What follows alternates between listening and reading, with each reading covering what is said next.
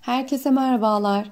Canım babamın doğum günü için hazırladığım, tadı ve görüntüsüyle dışarıda satılan hazır pastalardan pek farkı olmayan harika bir pasta tarifim var sizlere. Kolaylıkla evde herkesin yapabileceği, hazırlayabileceği bir tarif bu. Ben çok keyifle hazırladım gerçekten. Malzemelerimi hazırladım ve tarife hızlıca geçiyorum. Gördüğünüz gibi 4 adet yumurtanın sarısını ve beyazını ayırdım ben. Bir su bardağı şekeri de yarısını yumurta sarılarının üzerine, diğer yarısını da yumurta aklarının üzerine ekledim. Ve bu şekilde çırpıyorum. İsterseniz bir su bardağı şekeri tamamen yumurta sarılarının üzerine döküp de çırpabilirsiniz. Ben bu şekilde daha yumurta aklarının çok daha fazla kabarabileceğini düşündüğüm için ekledim. Ama sonuç yine aynı şekilde oldu. Pek bir farkı olmadı benim için. Sizler de isterseniz yumurta sarılarını bir su bardağı olarak da çırpabilirsiniz. Evet, köpük köpük olana kadar çırptım ve şimdi diğer malzemeleri ekledim. Yarım su bardağı sıvı yağ ile yarım su bardağı da ılık su ekledim. Tekrar çırpıyorum.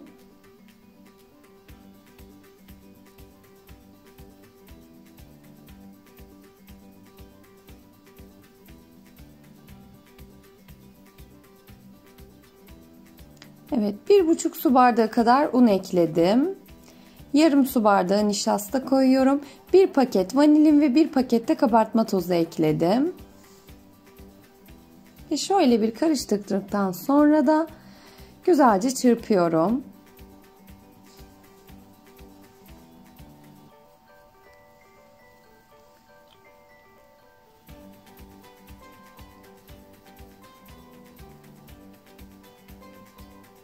Malzemeler iç içe geçene kadar çırptım ve daha sonra bıraktım. Gördüğünüz gibi kıvamı bu şekilde oldu. Şimdi yumurta akını çırpacağım. Yumurta akını yüksek devirde yaklaşık 6-7 dakika kadar mutlaka çırpmalısınız. Köpük köpük olmalı. Sanırım şeker eklediğimden kaynaklı benimki çok aşırı katı bir köpüğümsü kıvama gelmedi. Ama yine de sulu bir kıvamda da kalmadı. Pandispanyamda da pişerken hiçbir sorun olmadı. Göreceksiniz zaten. İsterseniz bu şekilde yumurta aklarını çırpabilirsiniz. İsterseniz sade şekilde de çırpabilirsiniz. Ama mutlaka çok uzun bir süre çırpın. Yumurta aklarının yarısını harcıma ekledim ve spatula ile aşağıdan yukarıya doğru havasını söndürmeden karıştırıyorum. Bu esnada mutlaka spatula ile çevirin lütfen. Çırpıcı kullanmayın. Kalan yarısını da ekledim. Yine karıştırıyorum havasını söndürmeden. Pandispanya harcımın kıvamı bu şekilde oldu. 20-22 santim civarında böyle bir kek kalıbım vardı. İçerisine tereyağı ile yağlayıp yağlı kağıt kapattım kenarlarına ve harcımı aldım.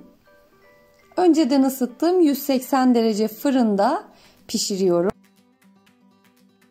Kalıbı fırına verirken yanına mutlaka pandispanyanın çatlamaması için ısıya dayanıklı bir kaseye su koydum ve onu da fırının alt bölümüne koyuyorum. İkisini beraber 180 derecede fırına gönderiyorum. Kreması için de bu şekilde hazır pastacı kreması kullanacağım ben. Kremanın da ölçülerini üzerindeki tarife göre uygulayacağım zaten. İçerisinde bir poşet vardı ve poşeti açtığım gibi koyuyorum. Üzerindeki ölçüye göre de tarifi uyguluyorum söylediğim gibi. 1,5 su bardağı süt ölçüsü vardı. Onları ekledim. Oda ısısındaki tereyağını ekliyorum. Ve tamamen iç içe geçene kadar, kıvam alana kadar güzelce çırptım.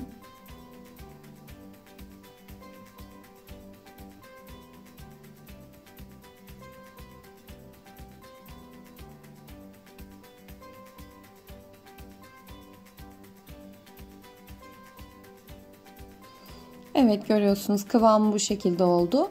Ben sıkma torbasını alıp buzdolabında 1 saat kadar beklettim mutlaka.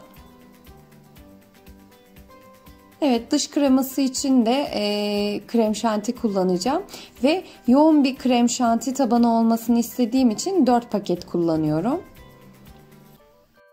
Krem şantinin biraz katı kıvamlı olmasını istiyorum ve üzerindeki süt ölçüsünden biraz daha az yapıyorum. 4 poşete 3 su bardağı kadar süt kullandım yani. Gördüğünüz gibi yine kıvam alana kadar çırptım.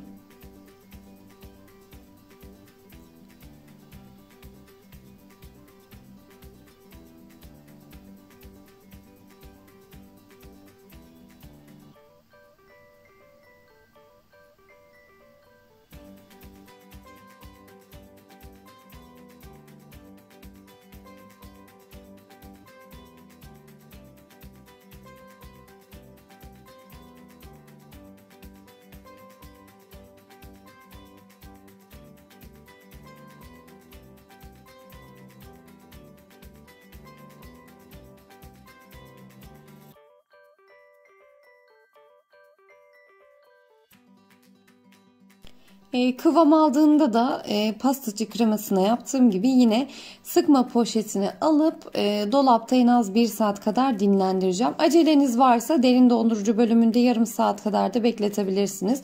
Bu arada pandispanyam pişti. Yaklaşık 1 saat 10 dakika sürdü benim fırınımda. Lütfen dikkatli çıkartın. Kontrol ederek pişirin.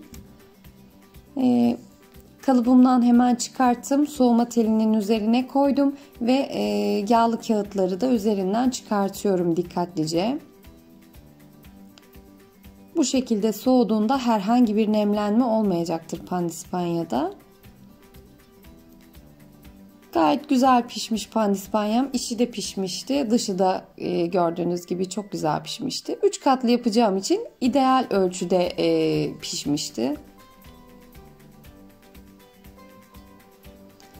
Evet, şimdi ben pandispanyayı 3'e ayırdım ve üst tabanını alt tabanı olarak kullanacağım. Tabanı yerleştirdim ve bolca sütle ıslıyorum. Evet, yumuşacık bir pandispanya olmuştu ama yine de ne kadar fazla sütle ıslarsam o kadar yumuşaklık verecekti. Sıkma torbasına aldığım pastacı kremasını da bolca arasına sıkıyorum. Spatula ile düzeltiyorum. Bu kısımlar zaten artık herkesin bildiği kısımlar.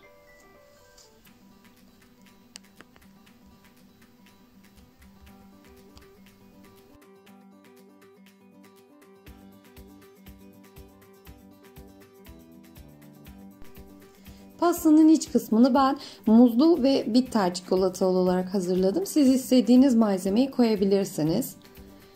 Malzemelerimi yine alıyorum.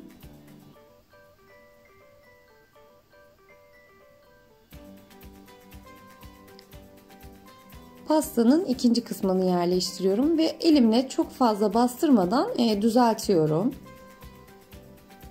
Tekrar bolca süt ile pandispanyamı ıslıyorum.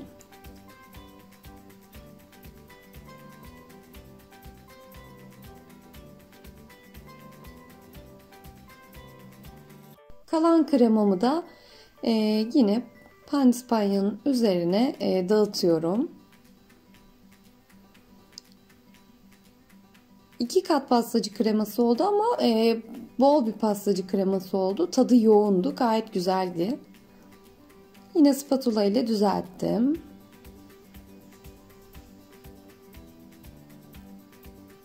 Ve kalan malzememi de yine üzerine bırakıyorum.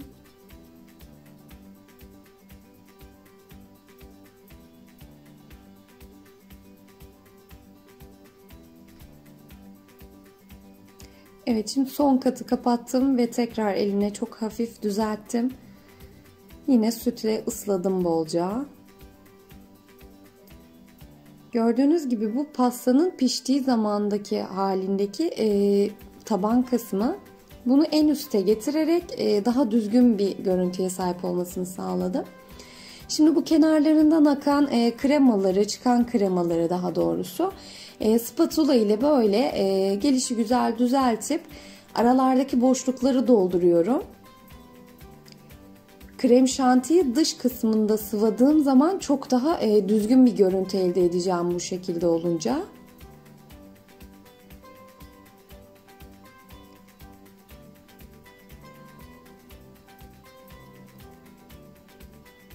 Pastayı sıvamadan önce bu şekilde yarım saat dolapta ben beklettim, dondurdum birazcık. Ve pasta donduktan sonra da yine sıkma torbasına krem şantiyi almıştım ve bu şekilde eşitçe krem şantinin kenarlarına dağılımını yapıyorum.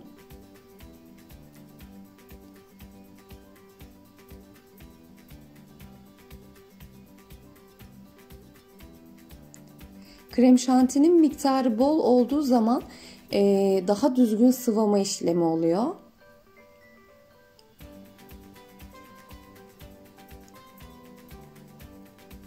Ben de bu sebepten dolayı krem şantiyi biraz fazla hazırladım ve sıktım.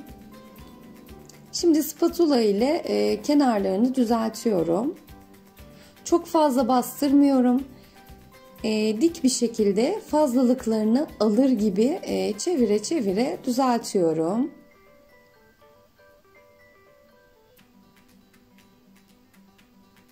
Spatula'da kalan krem şanti fazlalıklarını da kenarda bir tabak vardı. Tabağa aldım. Kesinlikle tekrar sıvamadım üzerine.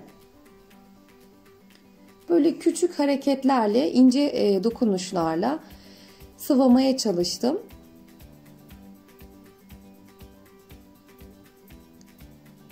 Son kez gördüğünüz gibi düzeltiyorum. Pürüzsüz bir şekilde pastayı sıvamaya çalıştım. Daha önceki pasta hazırlamalarıma göre tabii ki sıvaması çok daha kolay oldu. Birkaç teknik izledim yine YouTube'dan buradan. Bunu da sizlere öneririm. Çok faydası var gerçekten.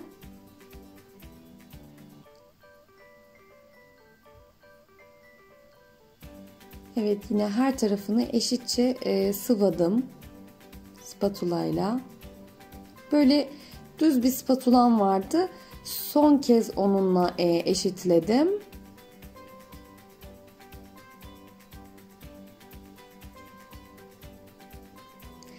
Ve bu şekilde pastayı en az 1 saat buzdolabında beklettim. Vaktiniz yoksa, acele ediyorsanız eğer, söylediğim gibi derin dondurucu kısmında yarım saatte de hemen dondurabilirsiniz. Pastanın dışı için böyle karamelize bisküvi kreması vardı. Onu benmari usulü erittim ben. Bu lotus bisküvinin, bisküvi kremasının daha doğrusu muadili diye geçiyor. Marketlerde bulabilirsiniz. Bu şekilde benmari usulü eritmiştim. Yine sıkma torbasında bu şekilde sıkıyorum. Çok uzun çizgiler halinde sıkmadım bilerek. Çünkü pastam çok yüksek bir pasta değildi.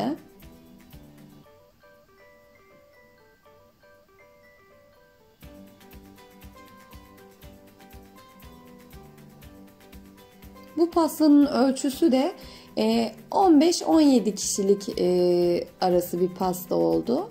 Ne çok küçük bir pastaydı ne de çok büyüktü. Gayet orta boy, yeterli bir pastaydı. Şöyle küçük düzeltmeler yaptım.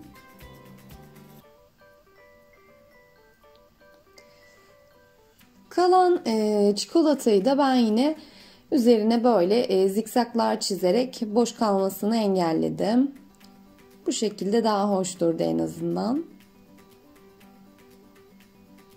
Şimdi birazcık krem ayırmıştım. Krem şanti ayırmıştım daha doğrusu üzerine. Ve bu şekilde sıkıyorum üzerine toplar halinde.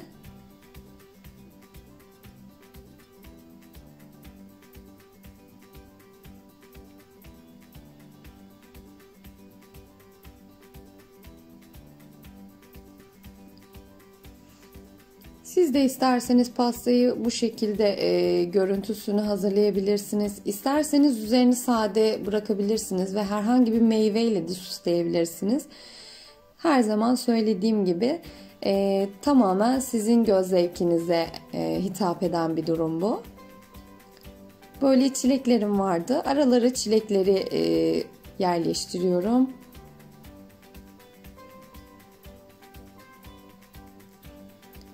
Bu pasta görüntüsü son zamanlarda pastanelerde çok trend olan bir pasta görüntüsü. Çokça hazır pastalara benzedi gerçekten. Ve herkes tarafından da çok beğenildi. Böyle dekor Hindistan cevizi toplarım vardı. Çikolata toplarım. Onları yerleştirdim. Ve üzerine de böyle bıçakla beyaz çikolata rendeledim. Bu da bir gece bekletmiş halim. Gördüğünüz gibi gayet güzel kıvamını aldı, dondu. Pasta gerçekten çok lezzetliydi. Kıvamı her şeyiyle beraber çok güzel bir pasta olmuştu. Şimdi iç kıvamını da göstermek istiyorum size. Yumuşacık, böyle puf puf bir pastaydı. Artık dışarıdan hazır almanıza gerektirmeyecek bir tarif bence bu. Çok basit de evde hazırlanabiliyor birkaç saat içerisinde. Evet, tarifim buraya kadar. Videomu sonuna kadar izlediyseniz eğer abone olmayı, yorumlarınızı ve beğenilerinizi esirgemeyin lütfen. Bir sonraki tarifte buluşmak üzere. Hoşça kalın.